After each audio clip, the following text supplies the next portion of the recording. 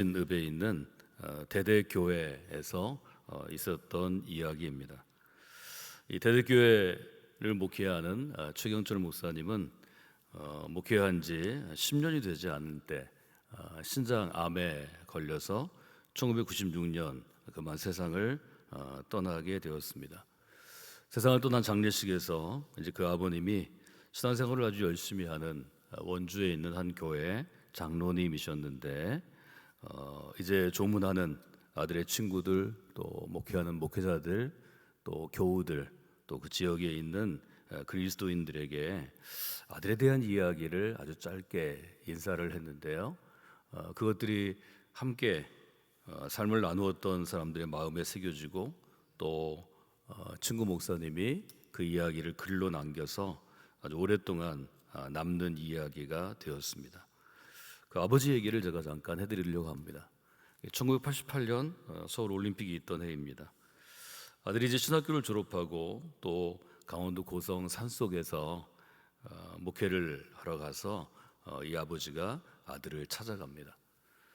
교회로 부임한 지 얼마 안 되는 이제 아들을 찾아가는데 원주에서 고성이 같은 강원도인데도 정말 산이 험하고 또 고개들을 넘는 그런 어려움이 있습니다. 제가 아이가 셋이 있는데 이제 큰 아이들은 다 30살이 넘었고요. 늦게 본 막내, 제가 유학을 갔다가 유학 간 보스턴 대학교에서 첫 학기를 지내면서 큰 병을 얻어서 제가 휴학을 하고 결국 돌아온 다음에 40 넘어서 하나님이 막내를 주셨는데 그 막내가 작년에 군대 갔습니다. 하필이면 군대 간 데가 강원도 고성의 21사입니다. 여기 갈 때마다 이 대대교회 생각을 하고 또 그 교회를 지키다가 일찍 세상을 떠난 한 그리스도인 한 목회자를 생각합니다. 이 장로님이 원주에서 고성까지 험한 길을 88년에는 그때 길이 그냥 2차선 진부령 넘어가는 알프 스키장이 있는 곳에 그쪽에 있었는데요. 들어갔는데 뭐 교회라고 보기는 어렵고 그냥 조그만 시골 집을 전세를 내서 그곳에서 숙식도 하고 조그만 방에서 예배를 드리는 그런 교회였습니다. 근데 이제 오래전에 지은 집이니까 그 조그만 예배실에 들어가는데 고개를 숙이고 허리를 굽히고 들어가는데 그래도 이 장로님이 섬기는 교회는 규모가 있는 교회니까 마음이 너무 답답했습니다. 기도가 잘 되지 않더랍니다. 근데 어떤 생각이 문득 이 장로님 마음에 들었냐면 이 아들이 신학교 가고 또 좋은 목사님 되기를 내게 기도하고 기대했는데 이 젊은 나이에 이토록 고생하는 이유가 자기 때문인 것 같은 생각이 들더라는 거죠.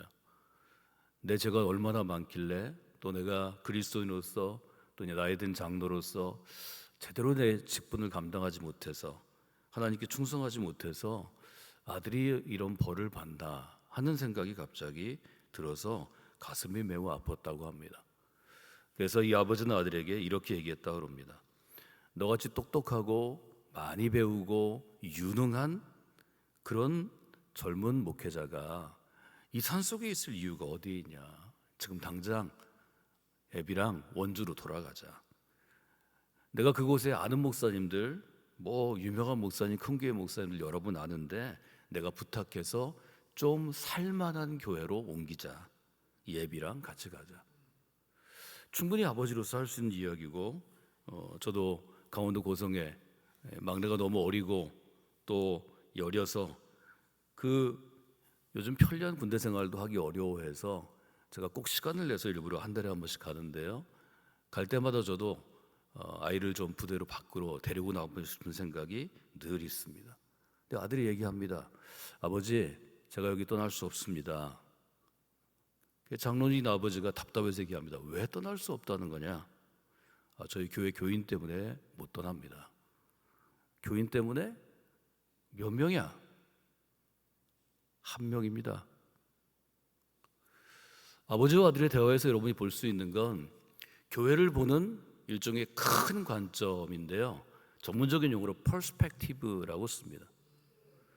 퍼스펙티브는 어떤 상황이나 시대나 사건을 보는 큰 틀에서의 자기 안목이고 자기 관점이고 자기의 철학입니다. 교회를 보는 퍼스펙티브가 중요합니다. 그리스도인이라는 인생을 보는 퍼스펙티브가 중요합니다. 내가 왜 사나 하는 것들을 보는 것이 매우 중요합니다.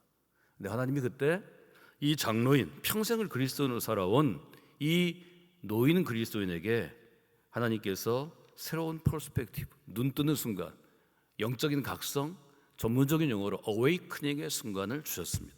나는 그때 그 순간 이 아이가 내 아들이 아니라 하나님의 아들이라고, 하나님의 사람이라고 생각했다는 거죠. 이 이야기를 처음 들은 그 자리에 있는 아주 젊은 목회자니까 뭐 그리 많지 않은 사람이 모였을 때 거기 모인 모든 사람들이 정신이 번쩍 들었다는 거죠. 한여름에 찬물을 맞듯이, 아니면 누가 내 심장에 날카로운 비수를, 칼을 찔러오듯이 깨어나는 순간이 있었다는 것입니다. 사랑하는 여러분, 공사가 멈추지 않기 위해서는 여러분이 어떤 순간이든 이런 아주 단순한 순간에도 영적인 도전 앞에 서는 사람이 되어야 합니다. 영적인 도전 앞에 서지 않으면 여러분의 영적인 공사는 멈추게 되어 있습니다.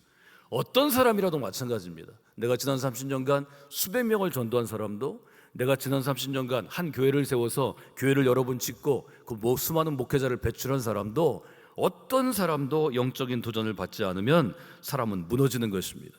공사는 멈추게 되어 있습니다. 하나님의 집은 중단되는 것입니다. 영적인 도전은 우리에게 정신 차리는 순간을 가져다 줍니다. 정신 차린다는 것은 근본적인 질문 앞에 서는 것입니다. 나는 누구인가? 나는 무엇을 고백하는가? 목회란 무엇을 하는 것인가? 교회는 어떤 공동체인가? 나는 지금 어떤 목사인가? 내게 메꿔주신 영혼들을 내가 지금 어떻게 양육하고 훈련하고 어떤 그리스도인으로 양육하며 나아가고 있는가?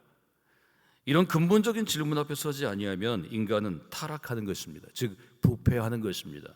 죄 아래 있게 되는 것입니다. 그래서 위대한 사도 바울도 그가 로마서를 쓰던 쉬운 6살이나 쉬운 8살, 지금으로 얘기하면 70 넘은 마지막 순간에 죽기 4, 5년 전에 그는 고백한 것입니다.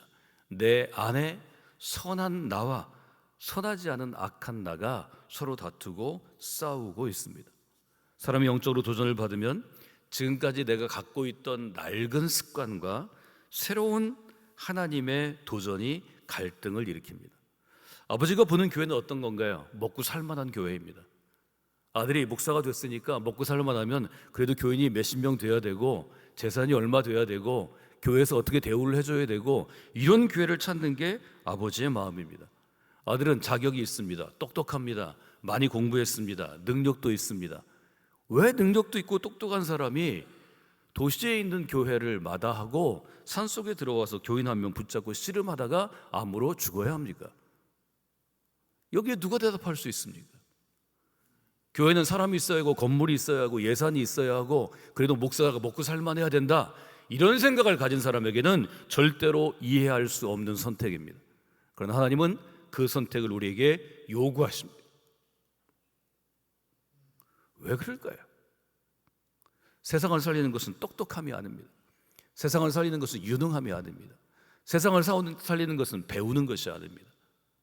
성경은 우리에게 요구합니다. 세상을 살리는 것은 하나님 앞에 바로 서는 것입니다. 그것을 우리는 경건이라고 얘기하고, 그것을 믿음이라고 얘기하고, 수십 년간 1980년대부터 그것을 영성 있는 믿음이라고 얘기합니다. 믿음은 간단한 것입니다. 아버지는 살만한 교회를 찾기 원하지만 아들은 산속 강원도 고성이지만 무너져가는 단칸방이지만 교인이 있으니까 목사가 있어야 한다고 고백하는 것입니다. 한 명의 교인 때문에 나를 하나님께서 여기에 심어두셨다고 고백하는 것입니다. 여러분, 믿음은 나를 심겨두신 곳에서 그 자리를 지키고 꽃 피우고 열매 맺는 것입니다. 이것이 우리에게 믿음이 되어야 합니다. 이것이 신학적인 용어로 할 때는 New Interpretation, 내 상황에 대한 새로운 해석이라고 이야기합니다. 이것은 20세기 중반과 후반에 성경을 해석하는, 신약이 됐든 구약이 됐든 성경을 해석하는 새로운 원칙이 되었습니다. 우리가 영적으로 도전을 받으면 새로운 깨달음을 선물합니다. 그때 마치 예수 그리스도를 탄압하던 사울이라는 청년의 눈에 비늘이 벗겨지는 것처럼 장로인 이 아버지의 눈에서 비늘이 벗겨집니다. 아, 이제는 내 아들이 아니구나. 먹고 살만하면 그저 자랑스러운 내 아들이 아니구나. 이제는 하나님의 사람이구나. 아들을 내가 낳고 내가 키우고 대학 보내느라고 논 팔고 밥 팔아서 목사로 만들어도 그 아버지나 어머니가 이런 결단 없이는 절대로 그 아이가 좋은 목사 되지 않습니다. 여러분 한국의 은혜를 받아서 수많은 목회자들이 있습니다. 교단을 초월해서 10만 명 넘는 목회자가 지금 목회하고 있습니다. 10만 명 넘는 목회자가 있다는 것은 20만 명의 목회자 부모가 있다는 것입니다. 단순하게 계산하면 그렇습니다. 한국의 그리스도인을 따져보면 그저 모든 집안에 목회자가 있는 것입니다. 영적인 도전은 우리에게 새로운 깨달음을 줍니다. 저도 신학교에 가는 것을 고민해서 6살에 회심하고 6살부터 하나님께 제 인생을 드린다고 1년에도 여러 번씩 회심하고 이런 집회가 있으면 이 강경제일교회도 그때 강경지방이 중심이었으니까 조그만 교회 수백 명씩 모였는데요. 아이들이 갈 데가 없으니까 이 강단까지 올라와서 거의 100여 명이 이 강단에서 그 어려운 어른들이 한 집회를 들었습니다. 수십 명씩 일어나 헌신했습니다. 입신도 하고 방언도 하고 그때 그런 보이는 성령의 체험이 아주 충만하던 때입니다. 천국과 지옥도 보는 아이들이 여럿 있었습니다. 그 모든 것들을 제가 6살 때부터 이 강단에서 경험했습니다. 그렇게 하고도 제가 10대 시절에 하나님을 향해 내 인생을 헌신하겠다고 도전에 응답하고도 제가 신학교에 가지 못했습니다. 고등학교 때 죽을 병에 걸렸지만 제가 신학교에 가지 않았습니다. 대학을 졸업하고도 신학대학원이나 신학교에 갈 수 있는 기회가 있었는데 제가 거절하고 카이스트로 도피했습니다. 카이스트에서 있는 5년 동안에 하나님께서 매년 저한테 지금 돌아보면 콜링을 주셨습니다. 매년 제가 신학대학원에 원서를 내고 시험 봤는데 합격하고도 가지 않았습니다. 목사가 될 준비가 되지 않았던 것입니다. 무엇인가 제 인생에 미련이 많이 남았던 것 같습니다. 저 인생의 목표, 제가 하고 싶었던 것, 제가 카이스트에 간 이유는 제가 고등학교 때 친구들과 함께 물리학을 전공하기로 결심하고 서울대학교 물리학과 하고 석사는 카이스트에서 하고 그리고 유학을 보스턴에 있는 MIT로 가려고 친구 몇 명과 뜻을 세웠습니다. 그것을 포기하는 게 쉽지 않았습니다. 대학교를 졸업하고 제가 신학교를 가지 못하고도 카이스트에 가서 몇 년을 있게 되었고 제가 유학하는 신학교를 고를 때에도 여러 학교가 있었는데 MIT 건너편에 있는 보스턴 유니버시티를 선택할 만큼 제게는 세상에 대한 미련이 컸던 것 같습니다. 그 미련을 끄는 것은 1989년 2월 마지막 주였습니다. 제가 신학교에 또 원서를 내고 또 가서 시험을 보고 학교에선 전화가 오는데 등록은 하지 않을 때 저희 아버님이 그때 대전에서 개척하느라고 고생하실 때인데 서울역에 오셨습니다. 제 연구소로 전화를 하셔서 서울역 3층에 있는 지금은 이제 없어졌지만 그릴에서 경양식집에서 저녁을 먹었습니다. 저녁을 먹는데 저희 아버님이 굉장히 자상한 분이시라서 저나 제 동생들과 함께 얘기하면 밤을 새서라도 세상에 대한 얘기도 공부에 대한 얘기도 신앙에 대한 얘기도 아주 밤새서 몇 시간씩 하시던 분인데 밥 먹는 1시간 동안 한마디도 하지 않으셨습니다. 아버지가 한마디도 안 하시니까 인자하시고 자상하시고 나를 너무 사랑하시고 자랑스러워하시는 아버지가 한 말씀도 안 하시니까 무슨 큰일이 생긴 거죠. 제가 걱정이 많이 되었습니다. 교회에 무슨 일이 있나, 개척하다가 어떤 어려움을 당했나, 험한 일을 당하시진 않았나, 힘든 일은 아닌가. 그땐 새마을호가 이제 대전까지 있던 제일 빠른 기차였습니다. 새마을호 이제 거의 마지막 기차 10시 되는 기차표를 끊고 앉아 있다가 마지막 기차역에 내려갔습니다.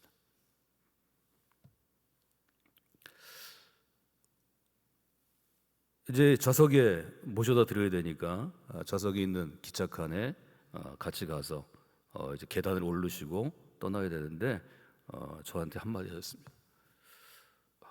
홍천아, 신학교 하지 마라. 아빠도 많이 후회했고 많이 힘들었고 넌 안 가는 게 좋겠다. 그리고 기차가 떠났습니다. 플랫폼에서 떠나는 새마을로 기차가 떠난 다음에 아주 오랫동안 서 있고 오랫동안 생각했습니다. 그때 제 마음에 들어왔던 영적인 도전은 제가 이제 돌아갈 다리를 불태웠다 혹은 끊었다고 생각했습니다. 이제는 내가 돌아설 수 없구나. 이 순간 결정하면 이제는 결정을 해야 되겠구나. 그리고 저는 1990년 3월 첫 주부터 감리교 신학대학교에 3학년에 편입해서 지금까지 목회자의 길을 걸어오고 있습니다.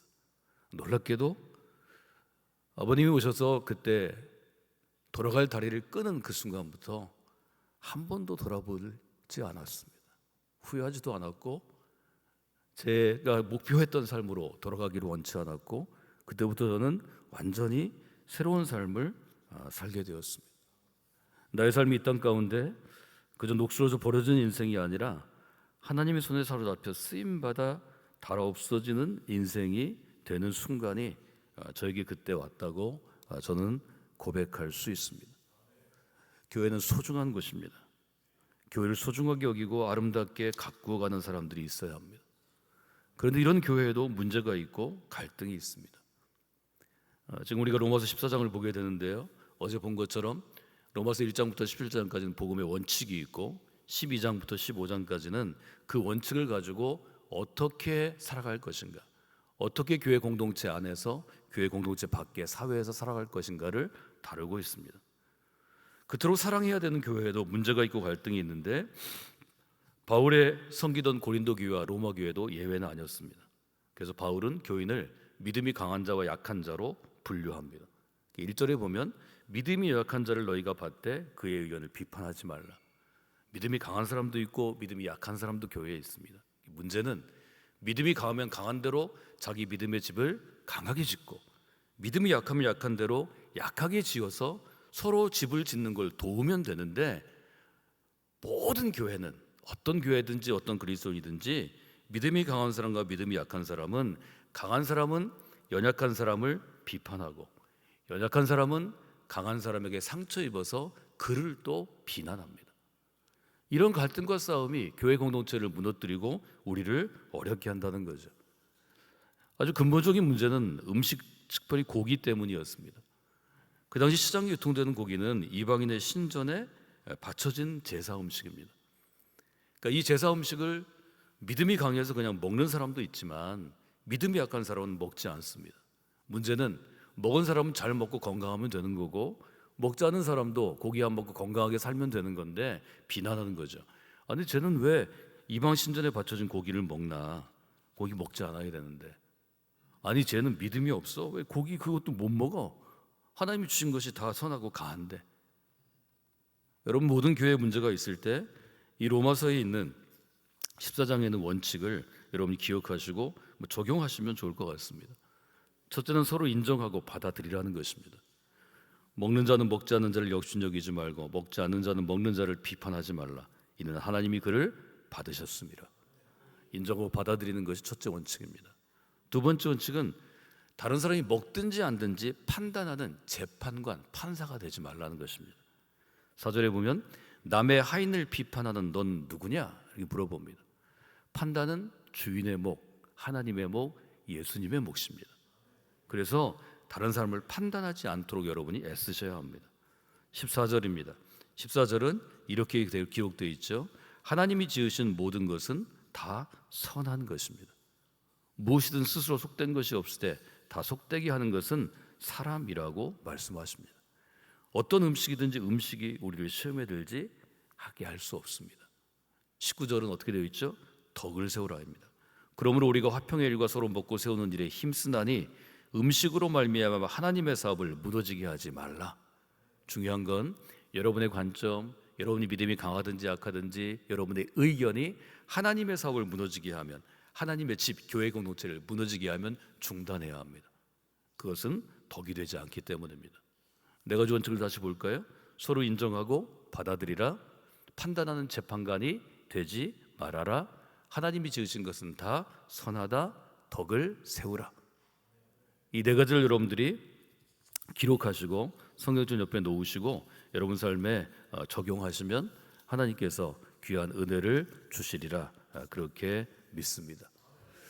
오늘 저는 여러분들이 교회를 세우는 사람, 덕을 세우는 사람을 되기 위해서는 한 가지 단어를 여러분들이 기억하셔야 합니다.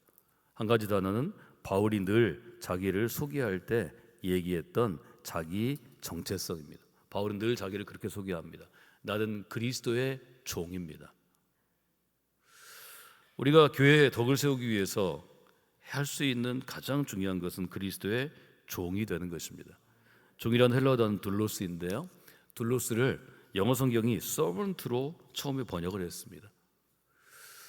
여기에 문제가 많이 생겼습니다. 존 맥아더와 같은 목회자들과 신학자들은 신약 성경을 번역할 때 영어로 servant가 아니라 slave라는 단어를 써야 한다고 도전합니다.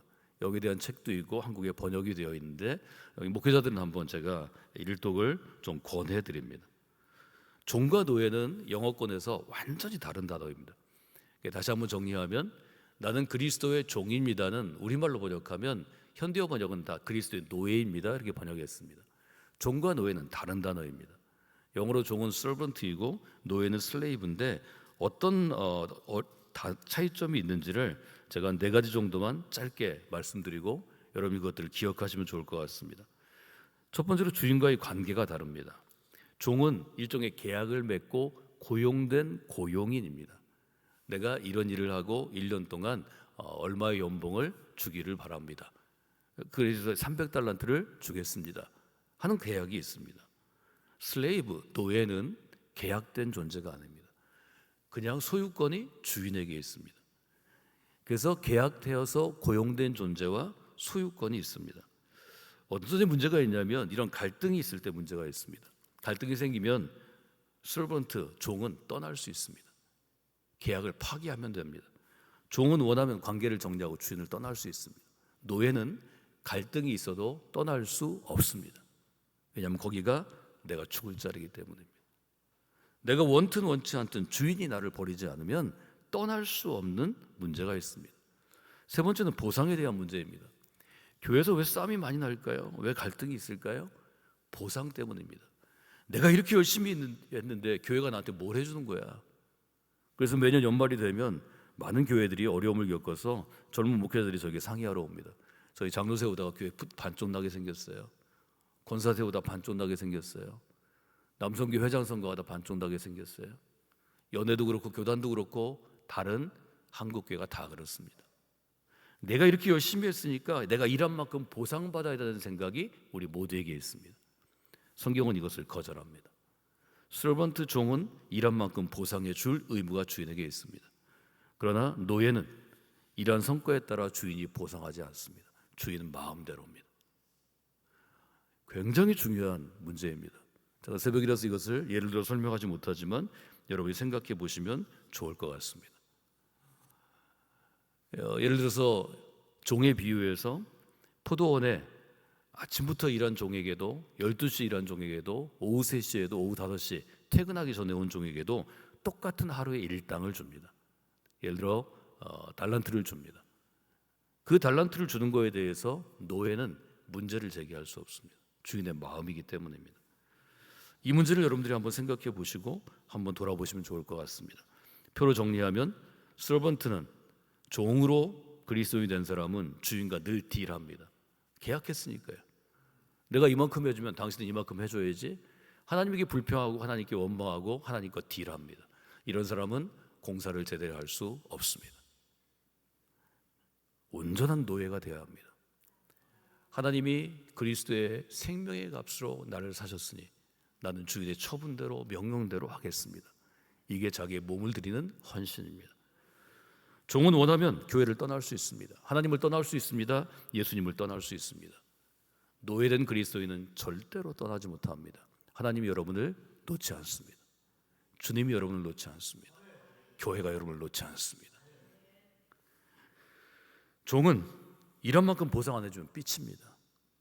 사고칩니다. 교회를 반쪽 냅니다. 노예는 보상이 없으면 주인님이 보상하실 마음이 없구나. 나는 또 일해야 되겠구나. 이것은 완전히 다른 문제입니다. 종은 늘 계약하고 신앙생활을 합니다. 신앙생활이 매일매일 너무 재밌죠. 계약을 갱신하고 계약의 조건을 바꾸고 삐지기도 하고 싸우기도 하고 노사투쟁도 합니다. 노예는 그럴 수 없습니다. 이미 하나님이 선택하셨고 하나님이 부르셨고 지금부터 영원까지 이어지는 관계입니다. 이것은 매우 중요합니다. 그래서 바울은 나는 매일 죽습니다라고 고백합니다. 스스로 노예되는 삶을 살게 된 거죠. 스스로 노예되는 첫 번째 원칙을 저는 불편함을 선택하는 삶이라고 말씀드리겠습니다. 제가 세 가지 원칙으로 해석을 하는데요. 첫째는 여러분이 불편함을 선택하는 것입니다. 교회에서 믿음이 약하든 강하든 오래 다녔든 오래 다니지 않았든 직분이 높든지 높지 않든지 직분이 있든지 없든지 목사이든지 성도이든지 더 헌신된 사람이 불편함을 선택하면 교회는 평화로워집니다. 더 좋은 걸 선택하지 말고 더 부족한 걸 선택하면 교회는 평안해집니다. 세 번째, 더 교회를 사랑하는 사람이 손해보면 됩니다. 내가 이익을 보려고 해서 문제가 생긴 것입니다. 이것을 설명하는 게 사실은 굉장히 간단하지만 가슴이 아프기 때문에 제가 교회 안에 예로 들지는 않겠습니다. 제가 좋아하는 그리스도인들 혹은 존경하는 그리스도인들 여러 분 있는데요. 그 중에 사회 실천 면에서 사회적인 면에서 아주 깔끔하고 자기 색깔이 분명한 손봉호 교수라는 분이 있습니다. 이분은 신학도 공부를 했고 또 자기 분야도 공부를 해서 오랫동안 서울대학교에서 교수를 하다가 은퇴를 했는데 한 교회를 개척해서 함께 목회자들과 공동으로 섬기기도 했습니다. 불편함을 선택한다는 것이 어떤 것이고 하나님은 불편함을 선택하는 그리스도에 대한 노예에게 어떤 삶을 주시는지를 짤막하게 제가 증언해 드리면 좋을 것 같습니다. 이분이 네덜란드에서 유학을 한 다음에 1962년에 미국으로 유학을 갔습니다. 장로교인들이 주로 지금도 많이 가는데요. 미국 웨스트민스터 신학교라는 곳이 있습니다. 웨스트민스터 신학교에 이분이 이제 보수적인 장로교이니까 유학을 갔는데 이제 9월에 가을 학기가 시작됩니다. 8월 마지막 주, 9월 첫 주에 미국의 가을 학기가 시작되는데 이제 학기가 시작되면 미국의 학교에서는 뭘 하냐면 기숙사를 배정합니다. 근데 지금은 이제 다 달라졌어요. 이게 1990년대 이후에는 미국도 10층짜리, 20층짜리 빌딩을 세워서 도시에 있는 곳은 기숙사를 배정하는데 이제 신학교들은 대부분 믿음 있는 사람들이 죽을 때 자기의 집을 기증하고 갑니다. 그럼 뭐 2층 집이든 3층 집이든 대부분 조그만 집보다는 잘 살던 사람들이 큰 집을 방이 뭐 한 10개 있기도 하고 되게 5개에서 10개 있는 큰 저택을 기증하는데요. 이런 기숙사가 돼서 이런 기숙사가 뭐 여러 개 됩니다. 10몇 개 되는 학교도 있고요. 저도 처음에 들어가려고 했던 기숙사가 어떤 분이 돌아가시면서 기증한 한 그리스도인이 기증한 기숙사였습니다. 근데 문제는 잘 지어진 요즘 현대식 기숙사는 똑같은 크기의 똑같은 책상과 똑같은 침대와 똑같은 공간이 주어지는데 옛날에 지은 집들은 100년 전, 200년 전에 지은 집들은 주인이 쓰는 방은 너무 넓고 크고 그때 있던 하인들, 종이 쓰던 방은 너무 좁고 불편한 거예요. 그러니까 신학생들 목회자가 되기 위해서 온 사람들도 기숙사 배정할 때 서로 싸웁니다. 왜? 좋은 방에 들어가는 게 편하잖아요. 한번 들어가면 똑같은 돈을 내고 똑같이 쓰는데 넓고 좋은 방을 쓰는 거죠. 이제 손봉호 교수가 나이가 좀 들어서 유학을 갔는데 그때 자기가 들어갔던 기숙사에 1인실, 2인실, 3인실이 있었답니다. 다 1인실 쓰고 싶죠. 근데 제비뽑기를 해서 방을 뽑는 겁니다. 그래서 이제 추천을 해서 봉을 받았는데 2인실을 받았습니다. 2인실을 받아가지고 그 방이 어떤 방인지 좀 미리 확인해 봤는데 하필이면 그 집에서 제일 나쁜 방이 배정됐습니다. 하인 쓰는 방이 배정됐습니다. 하필이면 하인 쓰던 방이 배정됐나 그 방에 들어가니까 아니나 다를까 지난 학기에 쓰던 좋은 방과는 다릅니다. 말하자면 모난 삼각형쯤 되는 방입니다. 반듯한 곳에 책상이 있고 침대가 있는 사람은 편하게 쓰는데 모서리에 있는 책상은 불편하고 침대도 불편합니다. 그래서 마음에 시험이 들었습니다. 이때가 이제 졸업할 때인데 더 좋은 방이 있는데 하필 이런 방이 걸리나. 첫째, 누가 나랑 같은 방을 쓸지 제비뽑기 잘해야 되겠다. 그다음에 그 친구가 오면 딜을 해야 되겠다. 그래서 좋은 쪽을 쓰는 사람은 다른 불이익을 받고 페널티를 받고 나쁜 쪽을 쓰는 사람은 보상을 받아야 되겠다. 그때부터 이 나이든 신학생의 마음에 두 마음이 있었습니다. 두 마음을 품으면 문제가 생기죠. 두 마음을 품는 게 곧 불신앙이고 죄가 되죠. 다행스럽게 이제 제비뽑기를 해가지고 제비뽑기 게시판을 보니까 같이 공부하던 사람 중에 제일 착하고 순한 촌놈이 걸렸습니다. 미국에서는 캐나다에서 온 사람을 촌놈이라고 그러는데요, 순둥이 촌놈이 걸렸습니다. 한국에서 유학을 간 이 노총각은 경상도 촌놈인데 함께 배정을 받은 사람은 캐나다 촌놈이고 농부의 아들이었습니다. 그래서 이 손 교수 마음에 든 생각이, 야 그래도 미국의 도시에서 온 뺀질뺀질한 신학생보다 훨씬 낫겠다, 잘 얘기가 되겠다, 이래서 이제 기숙사로 올라가게 되었습니다. 근데 방에 올라가 보니까 얼이라는 캐나다 학생이었는데, 이 얼이라는 착하고 멍하게 생긴 학생이 먼저 와 있는 겁니다. 눈치를 딱 보니까 자기 짐을 구덩이 위에 있는 불편한 책상과 침대에 놓은 것입니다. 손 교수가 이제 편한 곳에, 좋은 곳에 침대도 없고 책상을 얻은 다음에 마음이 불편해졌습니다. 내가 뭐라고 얘기해야 되지 않을까? 얘기했습니다. 내가 먼저 한 달 여기 쓸 테니까 다음 달에 우리 바꿔서 쓰자. 이게 얼마나 똑똑한 제안이. 한 달이 지났습니다. 바꾸자 그러니까 그 학생이 아니라고 그냥 웃는 겁니다. 아니야, 나 이거 더 편해, 쓰던 대로 쓸게. 결국 그렇게 한 학기를 쓰게 되었습니다. 손 교수는 자기 글에 이렇게 썼습니다. 나도 양심이 있지 사사건건 나에게만 유리하게 할 수는 없었다. 그래서 얼에게 더 양보하고 얼에게 더 편리한 쪽으로 생각하게 됐다. 사랑하는 여러분, 믿음이 있을수록, 교회를 사랑할수록, 주님을 사랑할수록, 성도를 사랑할수록 불편함을 오늘도 선택하십시오. 여러분, 교회에서 뭐 때문에 싸움 나나요? 힘없고 어려운 어린아이들, 중학생들, 청년들은 교회 맨 지하에 구석진 곳, 햇빛도 안 들어오고 에어컨도 없고 난로도 없고 스키찬 곳으로 몰아냅니다. 교회에서 힘 있는 장로님들은 밝고 맑은 목양실 옆을 사용합니다. 여러분, 이것은 교회 사정에 따라 다르지만 여러분이 진짜 믿음 있는 교회, 하나님이 살아있는 교회를 만들려면 목사님이나 장로님들이나 아니면 교회에 힘 있는 분들이 불편함을 선택하시는 게 맞습니다. 절대로 쉽지 않습니다. 불편함을 선택하라고 강요해서는 싸움 나고 교회 반쪽 납니다. 그러나 믿음으로 스스로 자원해서 선택해야 합니다. 왜요? 우리는 노예이기 때문입니다. 그리스도가 선택한 노예이기 때문입니다. 여러분은 교회의 노예이기 때문입니다. 여러분, 교인이 100명 있고 1000명 있어도 진짜 노예가 10분의 1만 있으면 그 교회는 놀라운 역사를 감당하게 됩니다. 교회는 크기가 문제가 아닙니다. 교인 한 명 때문에 10년 동안 그 교회를 떠나지 않았던 젊은 목사를 생각해 보십시오. 그 한 사람이 세상을 살리는 것입니다. 여러분, 그리스도의 제자, 그리스도의 노예들은 불편함을 선택해야 합니다. 하나님은 그걸 원하십니다.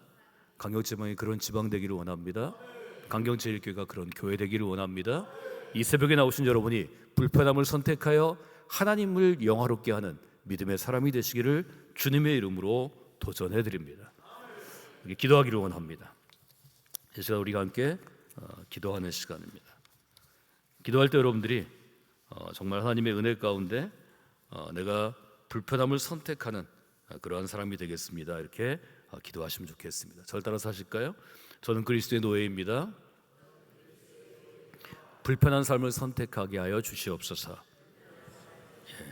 우리 기도 제목 가지고 여러분들이 기도하시고 제가 지금 먼저 마무리 기도 해드릴 텐데 자유롭게 기도하시다가 돌아가시면 좋을 것 같습니다.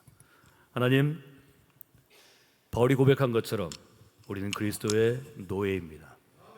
제가 스스로 자원해서 오늘부터 교회 안에서 불편한 삶을 선택하게 하여 주시옵소서. 직장에서 불편한 삶을 선택하게 하여 주시옵소서. 우리 가족 가운데 불편한 삶을 선택하게 하여 주시옵소서. 그래, 아름다운 교회의 집을 지어가는 하나님께 쓰임받는 삶이 되게 하여 주시옵소서. 예수님의 이름으로 기도드리옵나이다. 우리 기도의 제목을 가지고